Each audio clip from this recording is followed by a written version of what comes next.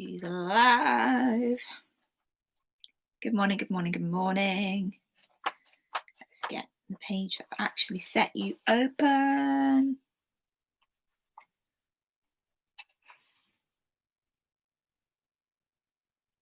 Got it open.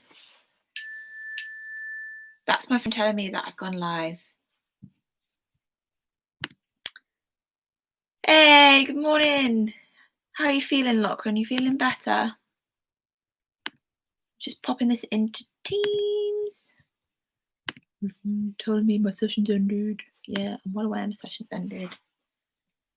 Come on. Popping this in Teams now.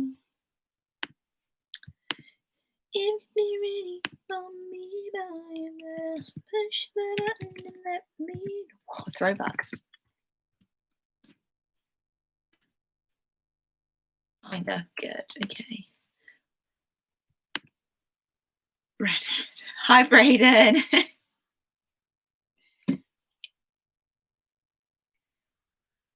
Yep, I've had an email notification telling me I'm live. Shocked. I know I'm live, my dears. I know. Okay, I'm sorry I'm a bit later this morning. I had timed it that I thought I was going to be talking to year 10. Then I set them the work. I was like, oh, I don't need to teach them this morning. I could have done yours a bit earlier, but actually it's worked out that it's worked out really well for me because I've just been listening to an interview because, if you didn't know, the wonderful Plymouth Argyle got promoted yesterday. That's what you want to know in your history lesson. Just be grateful that 1, we're not at school. 2, I'd be even more annoying than I usually am. And 3, be grateful that you've only got to deal with me for a very short space of time in this YouTube setting. And yeah, you don't have to deal with me like in person because I have been really annoying for the last 24 hours. Like more annoying than I usually am. Because Plymouth Argyle have been promoted. Did I mention that Plymouth Argyle have been promoted?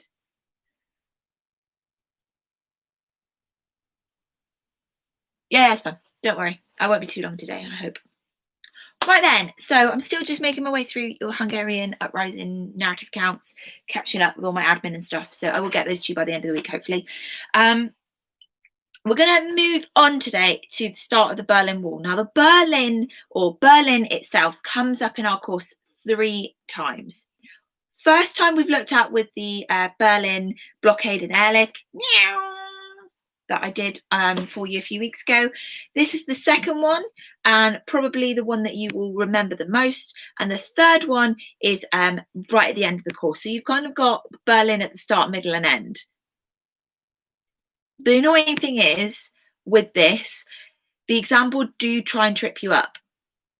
So they do the Berlin crisis, the Berlin crisis, the Berlin crisis. Helpful. So they say they know it, they refer to the Berlin airlift as the Berlin crisis 48 to 49. This now, the Berlin crisis that we're going to talk about of the Berlin Wall going up.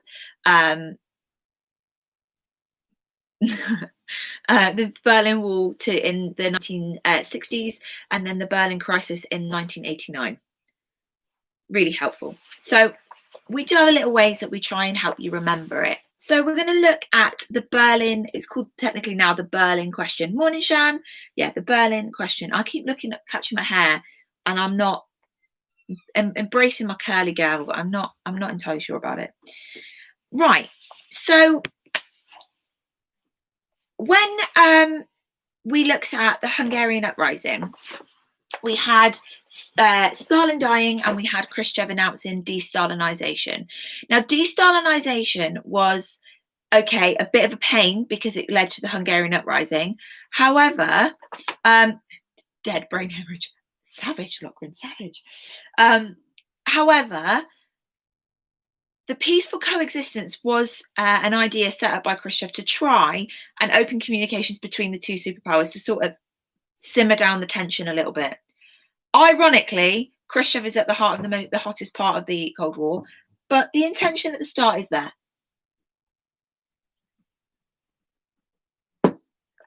So let's talk about it then. Let's talk about what on earth is going on in Berlin at this point. And my first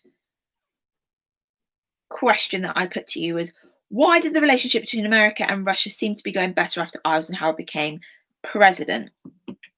Now, the reason that the the reason the relationship got better then, let's look at that. Well, they agreed. We've got this idea of peaceful coexistence. She can't find any pens. I'm now right in front of the camera. No one needs to see my fat belly. Here we go.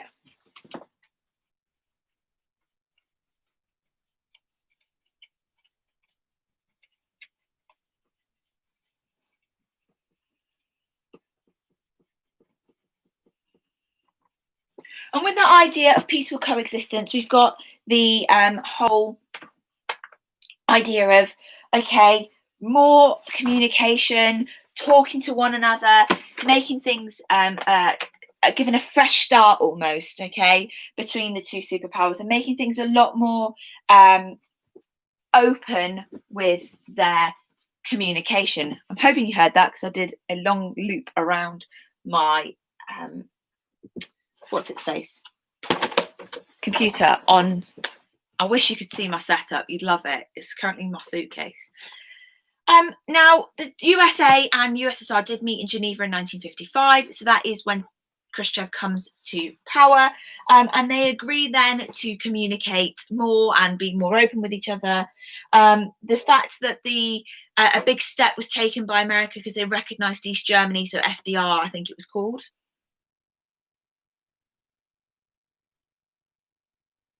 As a country, but the USSR also reciprocate that. I've got that the wrong way around. Start again. In 1955, the USSR recognised West Germany as a real country. Before that, it wasn't recognised. So that's a massive step in easing tensions. And finally, Khrushchev releases some prisoners. He relaxes some bits of censorship, not a lot, but he does relax a bit of censorship. So we've got that peaceful coexistence, that opening of communication and relations. Up until this happens. Let's do this in a different colour.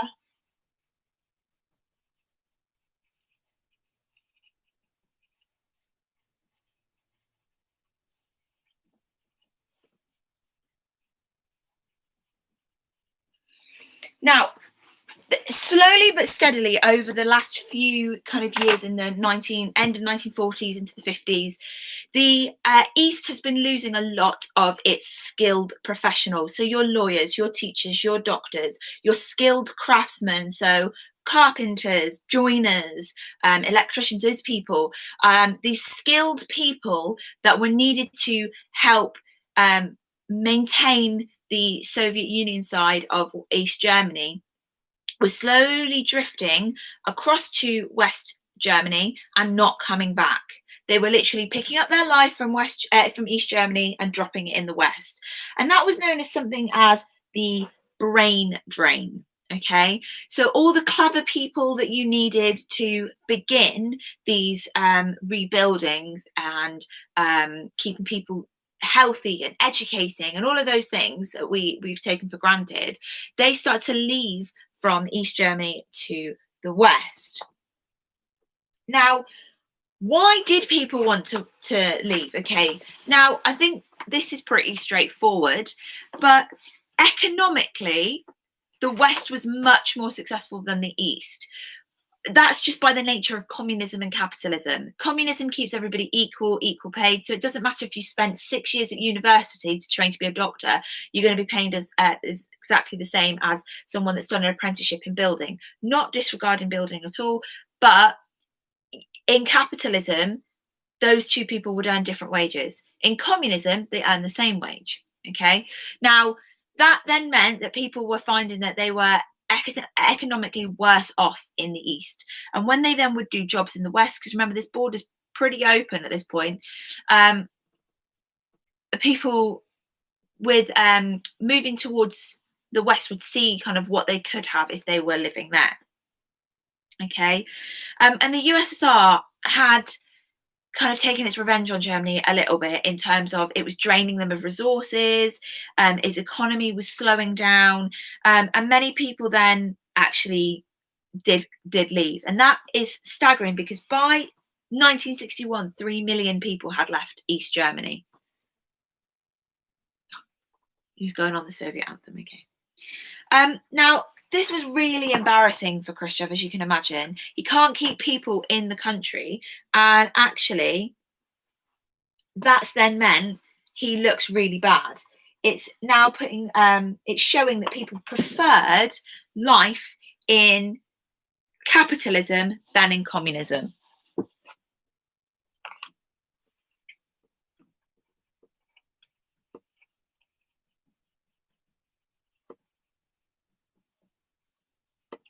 So that big number is 3 million. Sorry, you can just see the top half of my body. Misput brain drain, and all I can think of is Numberjack's brain drain machine. I don't know what that is. I think I'm actually too old for something. Anyway, so yeah, so it's really embarrassing for Khrushchev. So that's answered question number 3 for you. And number 4. Now, when you then removed all of these skilled workers thanks, Lachlan. When you remove all these skilled workers from the East, that then has a negative impact on the economy because these are the people that you need to generate economic success. You do need the businessmen. You do need these people that are building houses to generate the housing market. You need the people that are doing like plumbing and maintaining to generate more of the housing market. You need people to be creating businesses, new ideas, being innovative.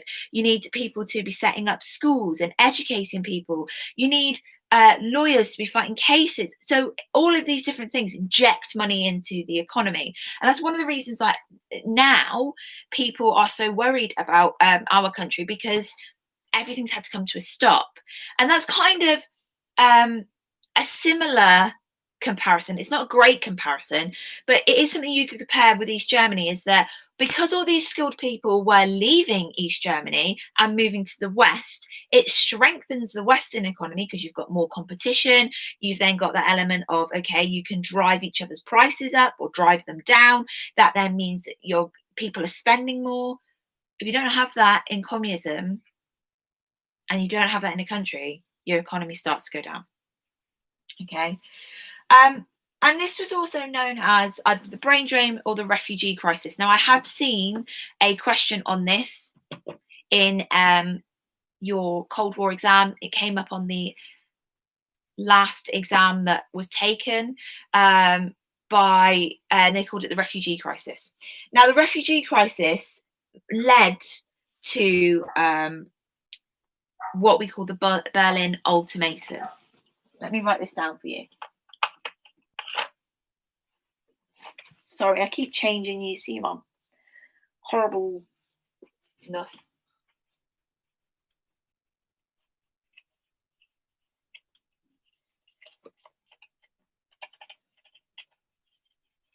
And that was in 1958. Okay. Now, when you issue someone an ultimatum, it is an all or nothing decision. Okay. So if I was to say this is hard. It's like when you're in an argument with your friends and you're kind of piggy in the middle. You kind of go, oh, you either make up and sort it out, or I'm leaving as a friend. Or you say to someone, if you make me eat that, I'll either leave, or if I can have something else, I'll stay. It's that kind of big decision where there is no sitting on the fence. You have to do something. You have to make a choice. And it is not an easy choice. It's a difficult choice. And it's usually something that is going to cause pain no matter whatever side you choose. Hey, Uncle Joe. So an ultimatum is not a good decision. And when you issue it, it's usually because you're at your wit's end. Okay, that's normally an ultimatum. Now, because of the brain drain and the refugee crisis, Khrushchev was at his wit's end in terms of Eastern Berlin and Western Berlin. And this is when he then issues in 1958 the Berlin Ultimatum. And he basically demands that the US, British, and France get out of Berlin within 6 months, or Berlin would then become a free city. Okay. And he says, you do that or else, really. He doesn't kind of give a backup to it. But there is that kind of, or in the or else, there's that little threat of, oh, okay, maybe this might lead to war. Eisenhower goes, jog on, Khrushchev. Back in your box, mate. It ain't happening. You're not having this ultimatum. I'm happy to go in and discuss it with you at a conference, but you can't throw your toys out the pram. You can't start demanding me around. So no, we're not having this. And it kind of leaves this issue very much unsolved.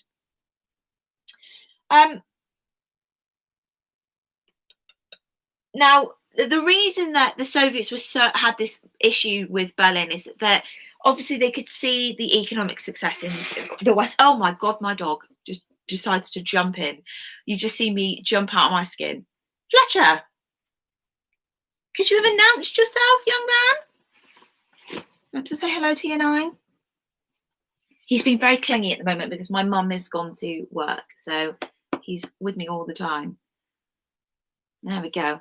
Now, so the reason that then the Soviets feel so threatened by Western Berlin is because they can see the economic success. So remembering that there is no wall at this point, if you're in Eastern Berlin and you go to the border between East and West, you can see people in their cars. You can see, look, they'll all say hello to you. Don't be rude. Say hello. Who's that? Is that you, Floorball? Say hello. So remembering then from the East and the West is if you stand at the border, you can see people in the West with Levi jeans. You can see them with really nice cars, and you can see them having cigarettes and designer clothes and having this expenditure that they can like this disposable income, that's the word I was looking for, that they can use to go out to nice restaurants. And you're in the East barely making ends meet.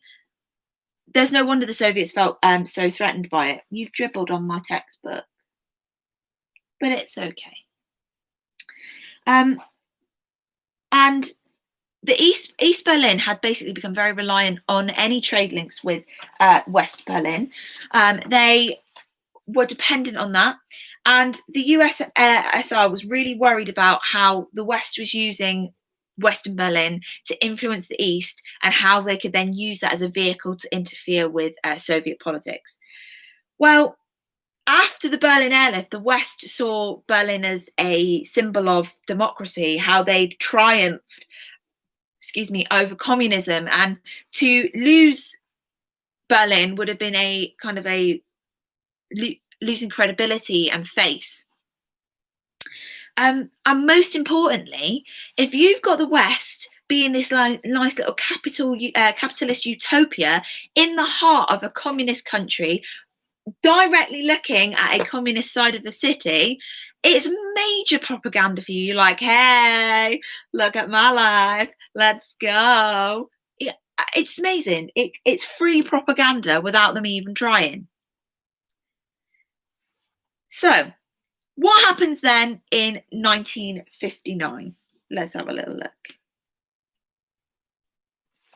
Let's get this up. I'm going to go across. Sorry. You sit there, doggo. Good boy.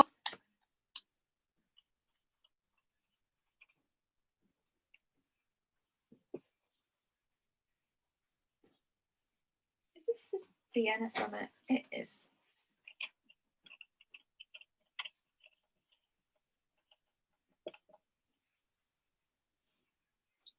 I just made that up.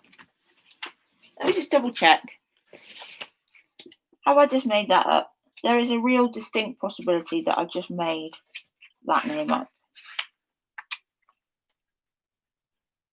Yeah, it is. That's made up.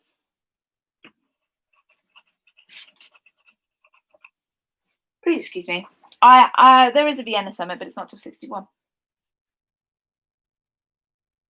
Yeah, cool.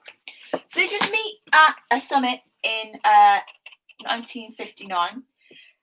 And this is really, really brilliant and symbolism because it shows cooperation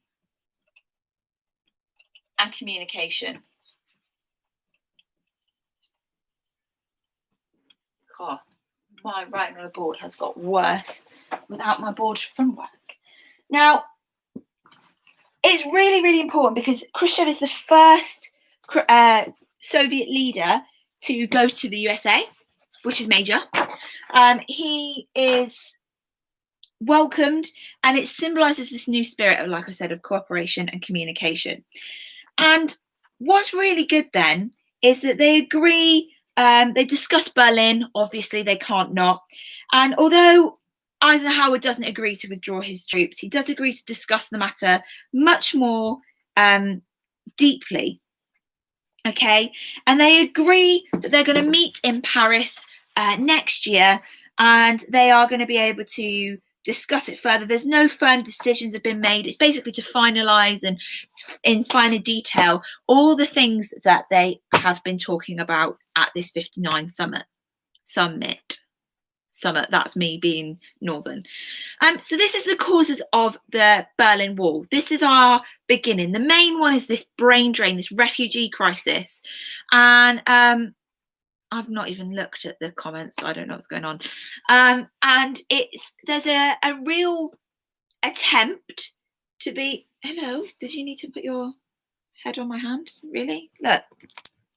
He's just put his head on my hand. He's moved now, but he did have it like that. There is a real attempt to cooperate and speak to each other. However, there is real frustration from Khrushchev about the brain drain, about the fact that he issues an ultimatum. But prior to Khrushchev and this peaceful coexistence, they probably would have gone to some sort of physical war. Thanks, Uncle Joe. But they actually decide that they're going to talk it out in a summit, leading to a further summit, which we will look at on Friday. Right then, that's all from me today.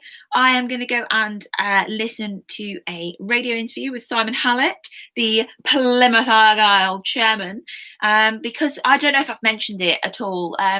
Plymouth Argyle got promoted yesterday. Told you I was annoying.